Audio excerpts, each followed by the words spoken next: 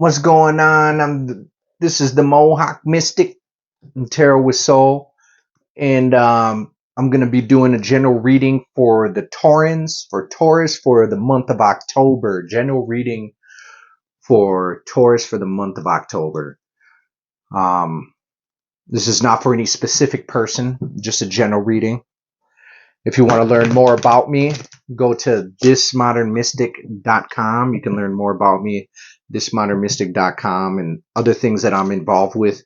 Metaphysical, all the metaphysical stuff. The first thing we're going to do, Torrance, is we're going to pick a card. Ooh, the horse. The horse is funny. A horse, a Tauren, a bull. Well, the horse is the first thing that came up with to me is that horses are very empathic, and so what popped up is that have you been feeling other people's things and taking them on as your own, and are you reading the situation correctly? What's the difference between everybody else's feelings and your feelings at this moment? And so something to think about during the month of October. Not that being empathic is a bad thing, because you can have empathy for others, but not allow it to overtake you as if it's your own issues that's going on. All right. All right. And let's see what we got as far as the tarot for the month of October for the Taurans. And I want to thank you for, joining me. I'm trying to, starting up this channel. I do tarot readings in person, and if you're interested in a personal tarot reading, just DM or hit me or send me a message. And at thismodernmystic.com, you can send me a message, and then we can coordinate something together. But I do not reach out to anybody about doing messages. You have to reach out to me. That way, all the scamming is brought to a minimal. All right, so let's pick the first card. The first card we have is the Ace of Wands, which is, the third eye, connecting up to the third eye, being able to stay connected. So maybe in being able to judge what's going on, are you connected to your intuitive aspect of being in order to be able to see what's really going on for you in the moment? Something to think about during the month of October here. Okay, and then we have the Five of Pentacles. The Five of Pentacles, where you are the one keeping yourself locked in. You are the one keeping yourself locked in. As you can see, there's a key to the door, but because you're sitting there wallowing in some kind of feelings that you got going on, or something that you got going on, you're stopping yourself from moving forward and opening up the doors of opportunities, and it might be because they're not even your situation. You're taking on somebody else's situation. Heavy is the crown. So especially with the horse here being empathic, are those feelings even for you to take on, right? And then the Ace of Pentacles, you got a new idea coming up. Your higher self is saying that there is something that you want to start, and you've actually started it. There's something that you want to start, because the earth is the manifestation things in the material world, and that's what the pentacle represents, is the earth.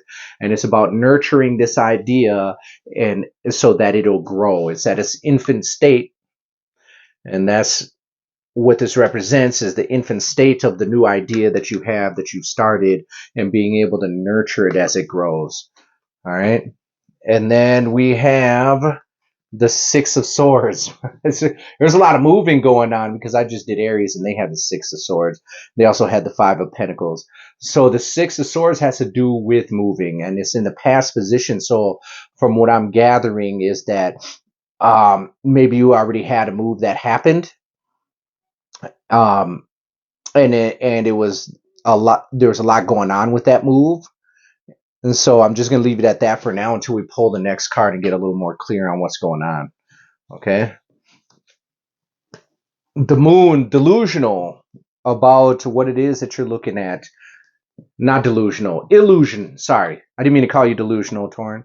But being able to see things for what they are, not being caught up in the illusion of what you're looking at because you want something to be a certain way, but in being able to see it for what it is, which ties in with the horse, with the empath. I felt as soon as you pick the horse is that, are you really um, feeling the feelings that you need to feel? Are you really seeing things for what it is and perceiving it for what it is? Are they really yours, or are they somebody else's around you? And I kind of have that feeling that there's something going on and you're taking on somebody else's stuff. And so with this move, right?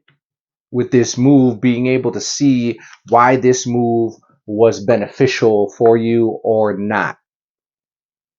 Was it really initiated by you or not? Is it something that you're going to be able to benefit from? But I will say, if you are connected to your higher self and you're able to listen in, from a third eye perspective, you'll be able to get clear on what's going on. And what your higher self is saying is that just work on that project or that new thing that you wanted to manifest. Just work on that thing and it'll help you get a little more connected and not be so caught up in the illusion of what's going on. Does that make sense? All right. And then we have Seven of Cups, has to do with decisions. Like you have so many decisions that you can't choose. You have so much to choose from. And what's going on is you're just weighing stuff out too much. You're too much in your head about it. And it's just the Seven of Cups is saying just make a damn decision. Just make a damn decision. And I would guess that it needs to be aligned with this new project that you got going on. Don't be caught up on whether or not it's, a lot of times we get caught in our head thinking like, oh, is this practical? Is this really what I want to do? And maybe because you're picking up on somebody else's emotions about what's going on, or somebody else's feelings about what's going on, or energy about what's going on, that you're having a hard time making this decision. So just make the decision, and as it develops, then you'll know what direction to go in. Looks like with this move comes a lot of responsibility. Wow. And so there was a lot going on and there was a lot of heavy burdens going on. But this card is actually a good card because what it's saying is to hang on. This period of time in your life is almost over. You're there. It's going to be worthwhile. You carried the weight. You did what you needed to do. And all you got to do is just hang on a little bit longer. 10 has to do with the end of a cycle. This is the 10 of wands, so it's the end of the cycle and it's going to be over for you. And then we have temperance, which has to do with being able to balance those negative and positive energies, the light and the dark aspects of life, and being able to balance that out, and you'll be able to bring this into fruition. Being able to balance out the energies that seem negative with the energies that are positive, because they're both very necessary for life. It's part of the dualistic nature of existence. Also, what I was going to say is, if you get in tuned with your higher knowing, then it'll be easier for you to be able to make a decision. If you try to make a decision from a place of practicality and what your mind is saying, it's going to be more difficult for you. So tune in to your higher self in order to be able to make this decision. All right. And that is the reading, general reading for you Taurans. Make sure that overall for October, make sure that what's going on, the energy that you're feeling is your energy, and tune into your higher self and make sure that you nurture that new project that you have going on. Don't wallow in your own self-pity. Learn to balance the light with the dark. And once you are able to tune in to your higher self from your third eye, making a decision will be much easier for you coming up in the month of October. Thank you very much for joining me and for this reading for October, and you have a wonderful month.